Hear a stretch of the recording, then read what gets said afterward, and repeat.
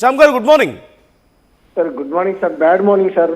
తెలంగాణ ప్రజలందరికీ bad morning. Good morning కాదు, bad morning sir. Sir చెప్పండి, ఏం జరిగింది అసలు? రాత్రి ఏం జరిగింది? రాత్రి 3 గంటలకు షార్ట్ వేసుకొని ఉన్నాను, పడుకున్నాను. ఇంట్లో మా చెల్లె ఉంది, మా అమ్మ ఉంది, అందరు ఉంటారు, పడుకుంటాము. ఏంటండి మా ప్రజాస్వామ్య పద్ధతిలో మా నిరసన మేము తెలియజేసుకుంటున్నాం, ప్రభుత్వంతో మేము మాట్లాడుకుంటా ఉన్నాం.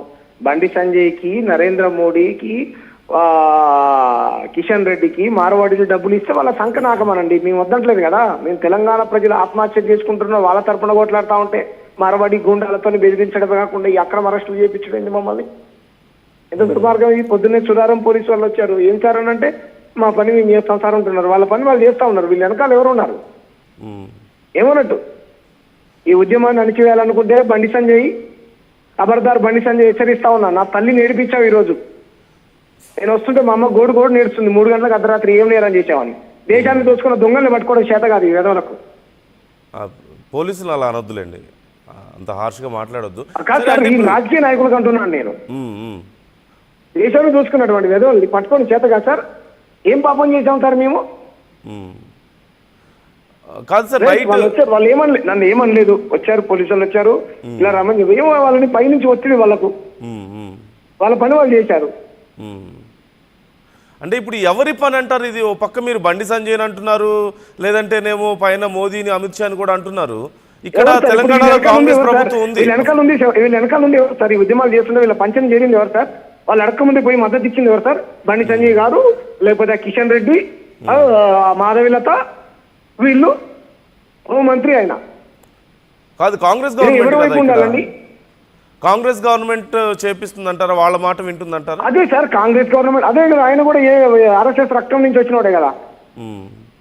ఆర్ఎస్ఎస్ రక్తము మీరు బండి సంజయ్ ఇద్దరు కలిసి తెలంగాణ ప్రజలు ఆత్మహత్యలు చేసుకున్నా, కుల వృత్తులు చేసుకునే వాళ్ళు చచ్చిపోతున్నా, వాళ్ళ బాధ వినకుండా, వాళ్ళ గోడు వినకుండా, రోడ్లు ఎక్కుతున్నటువంటి స్వర్ణకారులు, రోడ్లు ఎక్కినటువంటి వయసులు, వీళ్ళ గోడు, వీళ్ళ బాధ వినొద్దు. వాళ్ళ తరఫున అలాంటి సామాజిక ఉద్యమకారులు మాట్లాడొద్దు. ఏం చేయాలి? నువ్వేం చేసావు సార్? ఏం చేశావు మేము చెప్పండి. ఏంది అరెస్టులు? పృథ్వీరాజన్ ఏం చేశాడు, నేనేం చేశాను? నన్ను అరెస్ట్ చేసి ఆగొద్దా ఉద్యమం? తెలంగాణ సాముక్కోడేనా ఉద్యమకారుడు? ఇంటికో ఉద్యమకారుడు ఉన్నాడు తెలంగాణలో. గుజరాత్లో, రాజస్థాన్లకు, మార్వాడీలకు భయపడేటోళ్ళు కాదు సార్ తెలంగాణ సమాజం కానీ, తెలంగాణ శామ్ కానీ, పృథ్వీన కానీ. చేయండి, ఎన్ని అరెస్టులు చేస్తారు? ఇటువంటి అరెస్టులు, లాఠీ దెబ్బలు, తూటాలు ఎన్నో తిన్నాం సార్. తుపాకీ గుండెలకు గుండెల ఎదురుగా చూపించిన వాళ్ళం సార్ మేము. ప్రజల కోసం ప్రాణం ఇచ్చేటోళ్ళం, ప్రజల కోసం పోరాటం చేసేటోళ్ళం. పైసల కోసం బండి సంజయ్ లాగానో, కిషన్ రెడ్డి లాగానో మార్వాడులకు, గుజరాతీ వ్యాపారస్తులకు ఇచ్చేటోళ్ళం కాదు. మీరు మార్వాడి మంత్రులా? గుజరాతీ ఎంపీలా? తెలంగాణ ఎంపీలా? మీరు తెలంగాణ ప్రజలు వేస్తే కదా మీరు ఎంపీలు అయింది. నా తల్లి నేర్పించావు బండి సంజయ్, గుర్తుపెట్టుకో. అర్ధరాత్రి లేచి నా తల్లి గోడు నేడుస్తా ఉన్నది. నా చెల్లె ఉన్నది ఇంట్లో, పాపం తగిలిద్ది నీకు. నేను తెలంగాణ ఉద్యమకారుణ్ణి, ఒక దళిత బిడ్డని, తబ్బండ కులాల గురించి అనునిత్యం గలమెత్తే అటువంటి వ్యక్తిని. నీకు కూడా ఉంటారు కదా బండి సంజయ్ గారు, మీ ఇంట్లో మీ ఫ్యామిలీస్ ఉంటారు కదా. అంటే రాత్రి ఏం చెప్పారు? పోలీసులు వచ్చినప్పుడు నోటీసులు తీసుకొచ్చారా, లేకపోతే కంటిన్యూగా బెల్లు కొట్టారు. కరెక్ట్ 3 గంటలకు వచ్చారు, బెల్లు కొట్టారు. ఏంటి అని కిటికీలో నుంచి తీసుకున్నాను, వీడియో తీసుకుని ఎవరు సార్ అంటే, రండి సార్ ఇలా బంధు కాల్ ఇచ్చారు కదా అని అన్నారు. మా అమ్మ మా చెల్లి అడిగి అడుగుతా ఉన్నారు. సరే వాళ్ళు భయపడతారు. అర్ధరాత్రి ఇంత రాత్రి వచ్చి ఎవరు బెల్లు కొడుతున్నారంటే యూనిఫామ్ లో వచ్చారు, పోలీసు వాళ్ళు 3 వచ్చారు. సురారం పిఎస్ నుంచి వచ్చాం సార్ మేము, పైనుంచి మాకు ఆర్డర్స్ అని చెప్పారు. వాళ్ళ పని వాళ్ళు చేశారు, వాళ్ళు ఏమనలే నన్ను. వాళ్ళ డ్యూటీ వాళ్ళు బాధ్యత చేశారు. ఇట్లా వాళ్ళు కంగారు పడతారు కదా సార్. అవును. ఇప్పుడు ఏంటి పరిస్థితి? ఇంతకీ మిమ్మల్ని అరెస్ట్ చేసిన తర్వాత ఏం చేశారు? ఎక్కడికి తీసుకెళ్లారు?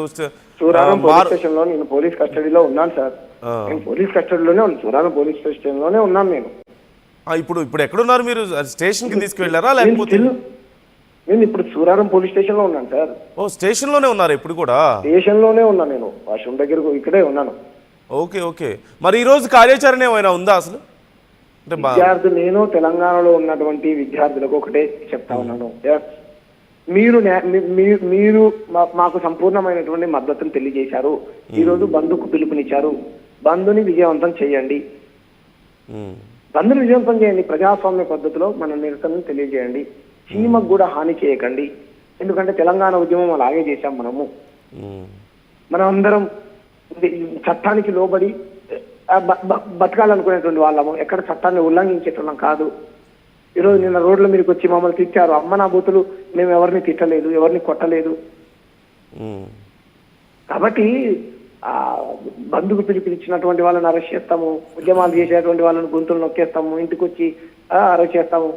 మోడీ గారు ఎలా చెప్తే అలా చేస్తాము, బండి సంజయ్ గారు ఎలా చెప్తే అలా చేస్తాము, బండి సంజయ్ గారు రేవంత్ రెడ్డి గారు కలిసి తెలంగాణలో ఉద్యమాన్ని అణచివేస్తామని అనుకుంటే బండి సంజయ్ గారికి రేవంత్ రెడ్డి గారికి తెలంగాణ ప్రజలే బుద్ధి చెప్తారు సార్. వీళ్ళు తెలంగాణ ముఖ్యమంత్రులా, ఆయన కేంద్ర మంత్రి తెలంగాణ ఎంపీనా గుజరాత్ ఎంపీనా సార్? నాకు అర్థం కాదు. ప్రజలు రోడ్ల మీదకి వస్తే వాళ్ళ తరపున నిలబడాలి కానీ. శ్యామ్ గారు ఒక్క నిమిషం ఉండండి. పృథ్వీరాజ్ గారు కూడా మనతో జాయిన్ అవుతున్నారు, ఒకసారి ఆయనతో కూడా మాట్లాడదాం. పృథ్వీరాజ్ గారు గుడ్ మార్నింగ్. హలో పృథ్వీ గారు, వినిపిస్తుందా? మీ వాయిస్ నాకు కొంచెం లో ఉంది. ఎక్కడున్నారు మీరు? మిమ్మల్ని కూడా అదుపులోకి తీసుకున్నట్లుగా తెలుస్తుంది. ఏం జరిగింది అసలు? రాత్రి 1 అనుకుంటా, 1 o'clock వచ్చింది ఇంటికి. First central task force central zone వాళ్ళని వచ్చిన తర్వాత నేను మాట్లాడిన తర్వాత వాళ్ళ సుపీరియర్స్ మాట్లాడిండ్రు, ఇది ఎక్కడ పద్ధతి అది అని చెప్పని మాట్లాడిన తర్వాత సరే అని పోయిండు. మళ్ళా సరే సార్ ఓకే అన్నారు, ఫోటో తీసుకున్నారు, పోయిండ్రు. మళ్ళీ ఒక 20 minutes తర్వాత మళ్ళా ఓ పెద్ద ఫోర్సే వచ్చింది. ఇక ఫోర్సే వచ్చి తీసుకొని అరెస్ట్ చేస్తున్నాం మిమ్మల్ని అంటే, మరి ఏం ప్రాపర్ వారెంట్ గిరెంట్ ఏమైనా ఉండాలి కదా అంటే ఏమి లేదు, సపరేట్ వచ్చింది. వ్యాన్లో తీసుకొని వచ్చారు. ప్రస్తుతం అయితే ఇక్కడ నల్లకుంట పోలీస్ స్టేషన్ లో పెట్టిండ్రు వాళ్ళు. పెట్టిండ్రు రాత్రి వెళ్ళిపోయారు అంతే. ఇక్కడ పోలీస్ స్టేషన్ హ్యాండ్ ఓవర్ చేసి వెళ్ళిపోయి టాస్క్ ఫోర్స్.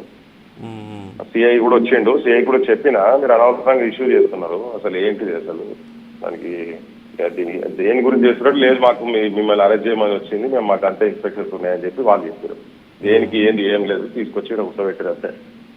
ఎప్పటి వరకు కూర్చోబెడతారు? అసలు ఏమి మీ మీద అసలు ఏం నో కమ్యూనికేషన్. రాత్రి ఏదో ఇక్కడ అంటే డిటెక్టివ్ ఇన్స్పెక్టర్ వచ్చిండు, ఆయన 2 hours కూర్చున్నాడు, కానీ వాళ్ళకు కూడా క్లారిటీ లేదు ఎందుకు కూర్చోబెట్టారు, ఎందుకు అరెస్ట్ చేస్తున్నారు, వాళ్ళకు కూడా క్లారిటీ లేదు.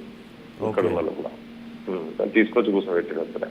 ఓకే, మరి ఈరోజు బంద్ను ప్రకటించారు కదా, మిమ్మల్ని అరెస్ట్ చేయడం వల్ల మిమ్మల్ని అరెస్ట్ చేశారు, శ్యామ్ గారిని అరెస్ట్ చేశారు, మరి బంద్ పరిస్థితి ఏంటి? ప్రజల లోపల ఉన్నది అది. ప్రజలు వాళ్ళు వాలంటరీగా చాలా జాగ్రత్తగా చేస్తున్నారు. ఆ బంధకాలు ఇచ్చింది కూడా యూనివర్సిటీ స్టూడెంట్స్ ఇచ్చింది అది బంధకాలు.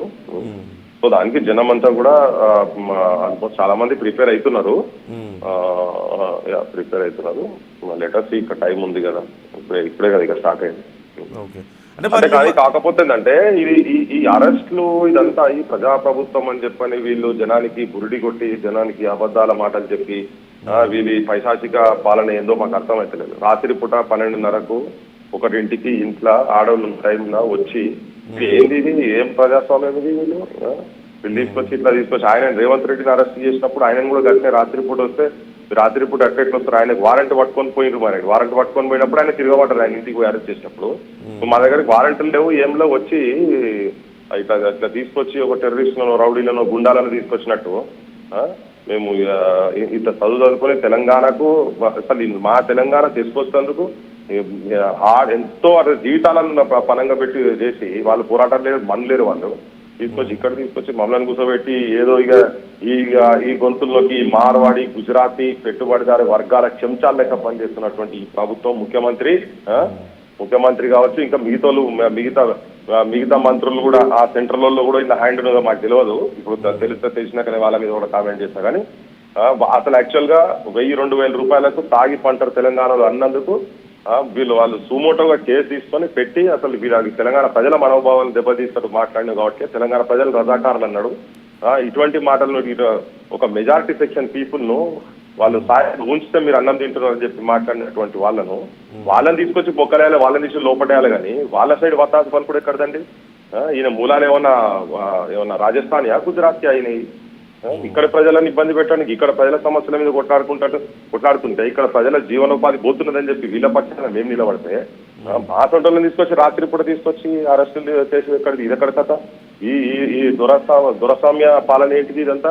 ఇదే కదా భూస్వామ్య వ్యవస్థకు ఇవే అరాచకాలు చేస్తేనే కాలగర్భంలో కలిసిపోయారు వాళ్ళంతా, దోషులుగా నిలబడిపోయారు. ఇప్పుడు వీళ్ళు కూడా కలిసినే ఈ ప్రభుత్వం